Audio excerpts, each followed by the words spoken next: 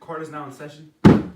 All rise for civil case number 1337. Honorable Judge Taylor presiding for Tom Robinson v. The People. Mr. Robinson, please swear in on this Bible. Do you swear to tell the truth, the whole truth, and nothing but the truth, so help me God? I do. So, Thank you. You may be seated. Mr. Robinson was 25 years of age. He was married with 3 children. He had gotten in trouble with the law before. It was for disorderly conduct.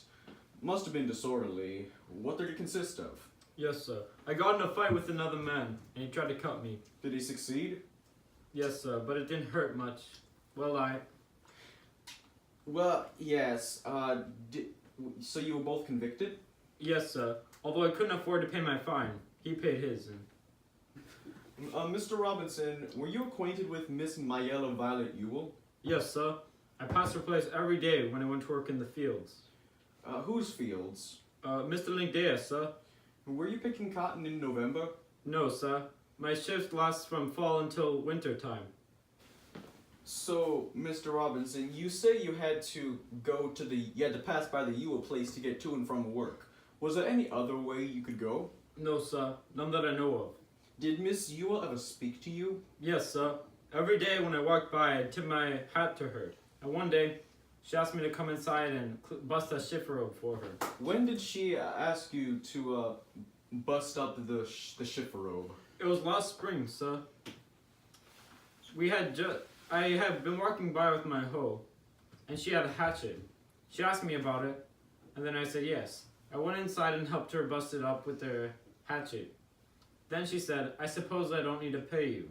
To which I replied, "No, ma'am." Did you ever go to Miss Ewell's place again? Yes, sir. When? Lots of times. Under what circumstances? Please, sir.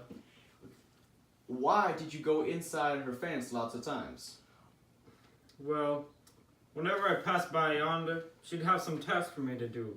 Be it chopping wood, toting water. She watered those red roses every day. Were you ever paid, Mr. Robinson? No, sir. Even when she offered a dime, I rejected her. It didn't seem Mr. Ewell was helping her much, nor the other children. So I decided it was my duty. Where were the other children? They was all over the place, sir. They were here. They watched us all the time, me and Miss Mayella.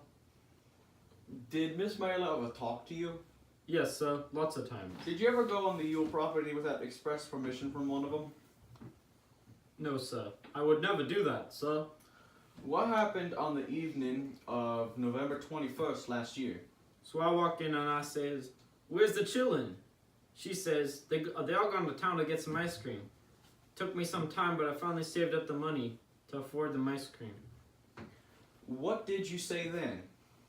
Well, then, sir, she told me she had a task, and I went in, and I saw that there was no firewood around.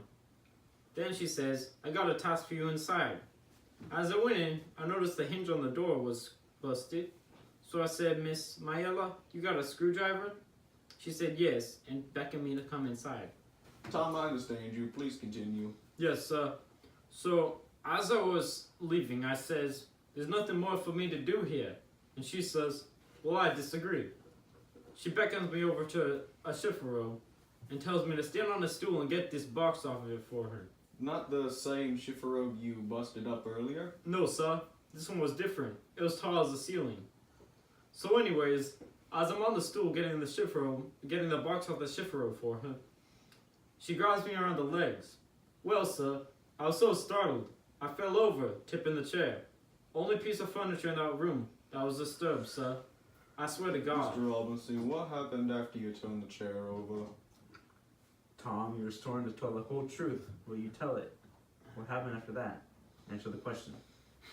Well, sir, she jumped on me. She jumped on you aggressively? No, sir. Well, she hugged me. Then what did she do? Well, sir, she reached up and kissed me. She says she don't care what her father says. A Negro's still a man. Anyways, she says Kiss me back, Negro. I reply by running towards the door. She blocks the way.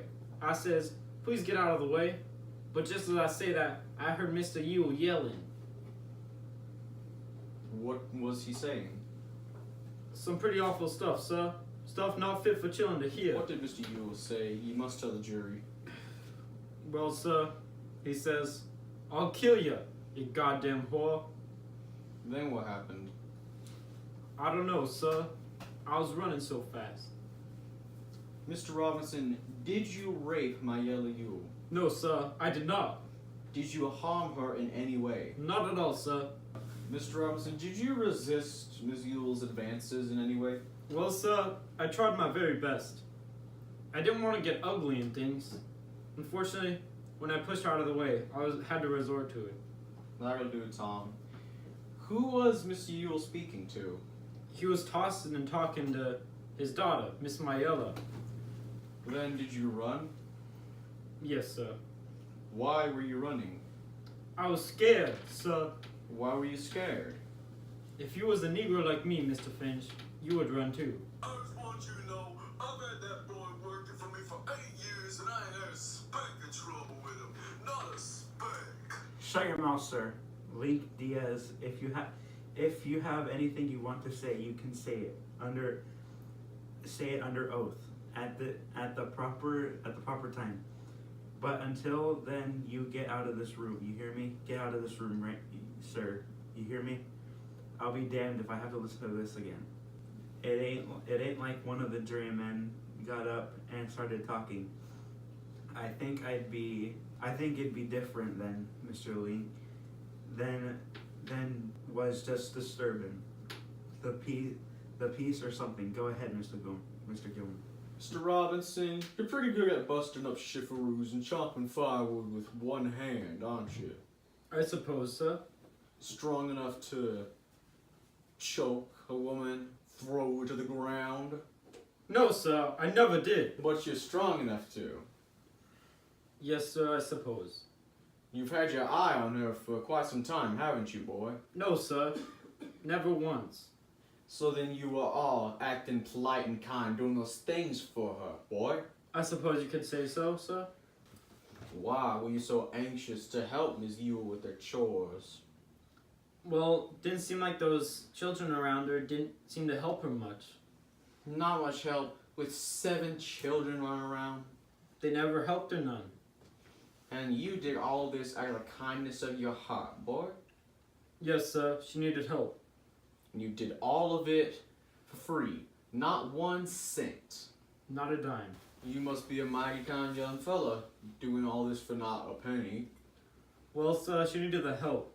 She seemed to try way harder than all the others, sir. So you felt sorry for her. And on this last November 21st, in the evening, you went up to her house to bust a shiffer robe. No, sir. So you deny you went by the house. No, sir. I went by and she asked me to come in and do See, something. she says she asked you to bust up a shiffer robe, is that right? No, sir. So you say she's lying, boy? No, sir. I say she's mistaken in the head, Mr. Gilmore.